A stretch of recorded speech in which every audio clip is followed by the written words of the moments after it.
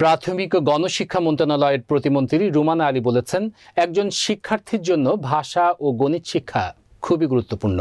শুধু দেশে নয়, বিদেশেও গুরুত্ব রয়েছে। শুধু শিক্ষকদের নয়, অভিভাবকদেরও গুরুত্ব দিতে হবে শিক্ষার্থীদের প্রতি। বিশেষ করে মায়েদের আরও যত্নবান হতে হবে শিশু শিক্ষার্থীদের প্রতি।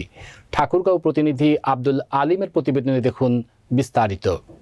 শনিবার বিকালে ঠাকুরগাঁওয়ের হরিপুর উপজেলায় জাতীয় পর্যায়ে শ্রেষ্ঠ চরভিটা সরকারি প্রাথমিক বিদ্যালয় মাঠে সামাজিক উদ্বুদ্ধকরণ ও মতবিনিময় সভায় উপরোক্ত কথা বলেন রুমানা আলী।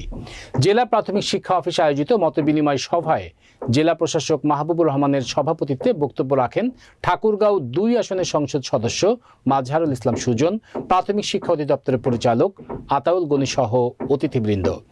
বক্তব্য শেষে প্রধান অতিথি রুমানা আলী রংপুর বিভাগের শিক্ষা কর্মকর্তাদের জন্য আয়োজিত বই পড়া প্রতিযোগিতায় ২১ জন বিজয়ী শিক্ষা কর্মকর্তার মাঝে পুরস্কার বিতরণ করেন।